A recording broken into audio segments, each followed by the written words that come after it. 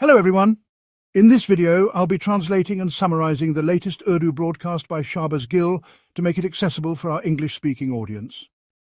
Let's go through the key developments and insights in Shahbaz Gill's words. The most important news of the day begins with an unfortunate announcement of a passing. Field Marshal Sahib has passed away before completing another of his projects. It was declared dead on arrival. I am not reporting this. This report is now being given by the IMF. A few weeks ago, you may have heard an announcement that Pakistan will now mine cryptocurrency.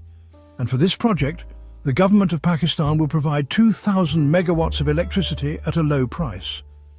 I had explained to you in a vlog how mining a single Bitcoin requires computers to work on puzzles, which consumes about 350,000 units of electricity. Mining a Bitcoin in Pakistan costs approximately $54,000. To compare, if you mine in Lebanon, it costs 26, and in Iran, it costs 500, with many other countries also seeing higher costs. Clearly, Pakistan is not in a position where cryptocurrency mining could thrive due to the high costs of electricity.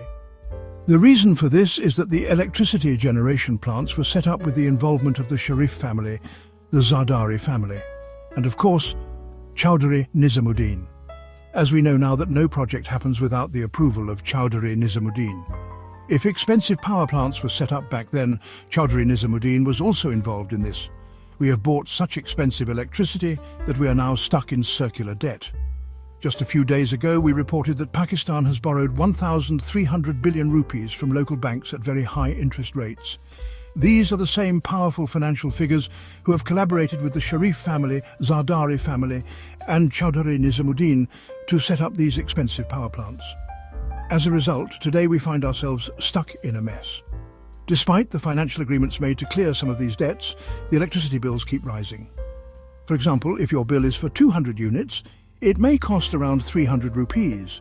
However, if you use just one more unit for 201 units, your bill may suddenly shoot up to 8,200 rupees.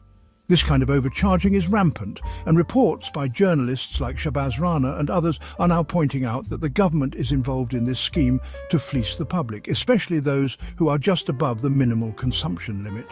The government is charging extremely high prices for electricity that shouldn't be this expensive because of the kickbacks involved.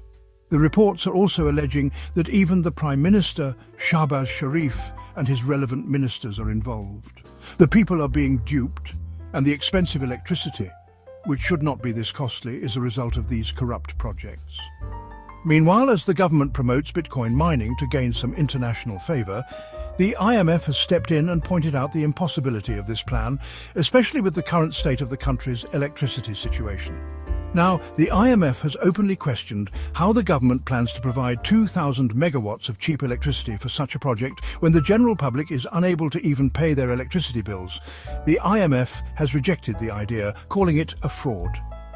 At the same time, we also had some earlier projects like the ones related to bringing $100 billion in investments from Kuwait, Qatar and the UAE during the era of Field Marshal Sahib. This project too was a failure. Even agriculture, which had shown growth during Imran Khan's tenure, is now in a state of decline because of the lack of attention to the sector by individuals like Chowdhury Nizamuddin. Field Marshal Sahib had also promised to stop smuggling, an issue that was allegedly being controlled by the military. However, even after numerous pledges, smuggling continued to rise and the situation worsened.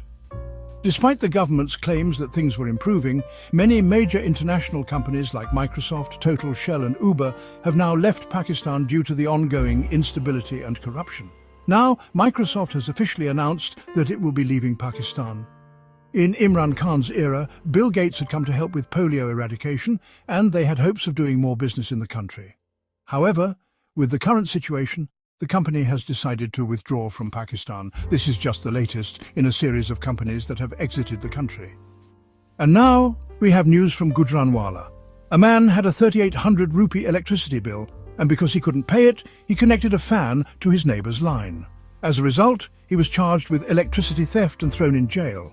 His son, who couldn't collect the 3,800 rupees to get his father released, eventually went into despair and ended his life by ingesting acid. Can you imagine?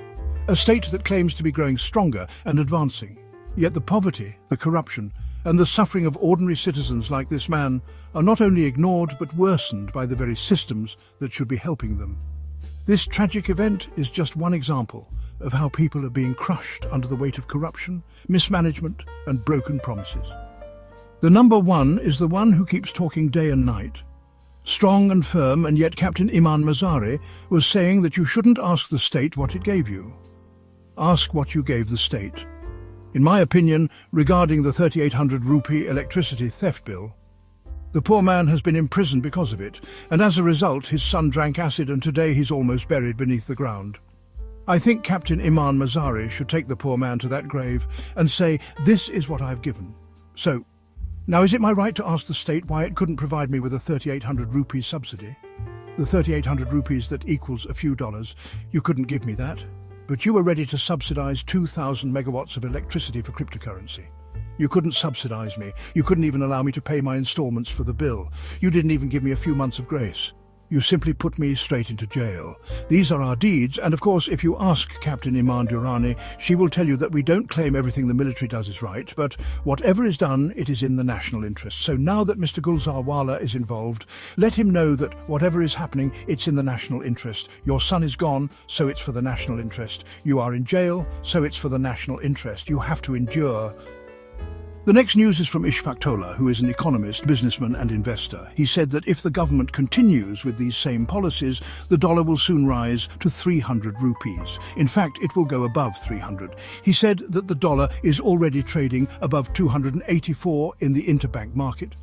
However, it is not even available for 94 rupees in the open market. At most, he said, if you get any, it would be 3,000 rupees worth of dollars in the open market. This means the rate has already reached close to 300. If these policies continue, the dollar will go above 300. In my opinion, the country is becoming both stronger and more determined, and everything is happening in the national interest. This is yet another thing happening in the national interest. Shahbaz Sharif has visited Azerbaijan this year for the 4th or 5th time, maybe more. Yes, has our uncle gotten married there or something?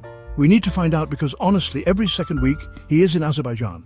The people of Azerbaijan probably don't visit their country as much as he does. What's going on there? It's beyond our understanding. Meanwhile, our poor brother, Safdar Awan, is building a big palace in Mansehra. He hasn't even visited Lahore as often, even though his house is in Lahore. His wife Mariam lives in Lahore, and the house being built in Mansehra, don't misunderstand, it's his responsibility. If anyone steals cement, gravel or bricks, who knows better than the Sharif family how theft happens? He told brother Safdar to stay away until everything is in place, so the poor guy can't even come to Lahore from Mansehra. Shahbaz Sharif goes to Azerbaijan every 3rd week. Now, the president of Azerbaijan has also done a great thing. Whenever Shahbaz visits, he announces a 2 billion investment. He has announced this 6 times already, but not a single penny has been invested. He announces a 2 billion investment every time he goes there. There seems to be something else going on. I'm not saying for sure, but maybe he's going there for treatment for his back pain. You know, back pain is a real issue. Or maybe he's there for some other reason, for something else to be arranged. I don't know, but something covert is happening. The country's interest may be involved. Maybe Captain will tell us later that whatever is happening is in the national interest. Let's continue. I mentioned earlier about a particular program on Summer TV. For the past 3 to 4 days, Nadeem Malik's show has focused on the Ibrahim Agreement. Now, the Ibrahim Agreement, in other words, is related to recognizing Israel. We repeatedly mentioned that the name of Prophet Ibrahim, peace be upon him, is sacred to us. But the agreement being discussed implies that Muslim countries should recognize Israel and accept the land, including Gaza and Palestine, as Israel's right. When this was discussed, Nadeem Malik asked Rana Sanaullah, if Saudi Arabia recognizes Israel and Iran doesn't, what should Pakistan do? Rana said, we must find a way to convince Iran. He didn't say, we'll see what happens. He said, we must try to convince Iran. He then said Pakistan must build consensus, and Iran's interest is also in joining Pakistan and Saudi Arabia in recognizing Israel. Now, the cat is out of the bag. It's clear what has been decided, and if there has been a deal, they should openly talk about it. But you know, Captain Iman Durrani says that everything we do is in the national interest. She says we don't need validation, we know what we do is right. And accountability? Well, she claims accountability is very strong here. Otherwise, no one would even ask questions. So the deal with Saudi Arabia and Pakistan regarding Iran is going to happen. We are not just going to recognize Israel ourselves. but we are now pushing our neighbours to do the same. Rana Sanala has said that we're fine with Ali Amin Gandapur being the chief minister of KPK. As long as he's in charge, there's no need to change anything. In fact, he said, we don't need to change anything because Ali Amin Gandapur is managing things just fine. Meanwhile, the People's Party's governor in KPK, Faisal Karim Kundi, says, we're just waiting. Once the numbers are right, we'll change the government in KPK. In a meeting with the Prime Minister, the opposition discussed the numbers game. Kundi said that once the numbers are settled, they will change the government in KPK, and that's their constitutional right. According to the Election Commission's notification, many members of PTI are now considered independent. Kundi says they will act while Rana says they won't. The news that we shared first will update you on once everything is confirmed. We had mentioned earlier that there are talks about removing Asif Zardari from his position. Now, many people in Pakistan are talking about it, and we'll see in the coming days how things unfold. The next piece of news is from Nusrat Javed. He said that after the final decision about the reserved seats, discussions about two-thirds majority are resurfacing. He also said that the plan is to extend the current Assembly's term until 2034, with the same MLAs and MPAs continuing until then. Naturally, all the MPs and MLAs would be happy with this, as it ensures their position. Nusrat Javed further said that the Assembly's term will likely be extended, and there are discussions about removing Zardari and making a military officer the head of state. Now, regarding the matter with the missile incident, the military people are telling a story about a missile attack.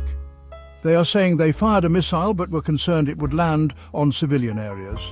But the missile ended up hitting the oil depot, saving the civilian population. They say it was Allah's help. Now, the story sounds nice, but when you look closer, it's problematic. They're telling the world that their missile program is all over the place, and they don't even know where it's going. The missile is a guided missile, and it has GPS accuracy. It can be off by only 1 or 2 meters. The whole world could hear this and question whether it's wise for a nuclear-armed country to launch missiles that may not land accurately. It's like saying, we don't know where it's going. Imagine if such missiles hit civilian areas. It's irresponsible to spread such stories. The military's approach to talking about missiles guided by satellite technology is concerning, to say the least. If things go wrong, it will damage the country's image. Let's hope we avoid such situations in the future. That wraps up our translation of Shahbaz Gill's video. I hope this English version helped you understand his message better. Please like, share and subscribe to Awami Lens to help our community grow. Don't forget to leave a comment below and let me know what you thought of this effort.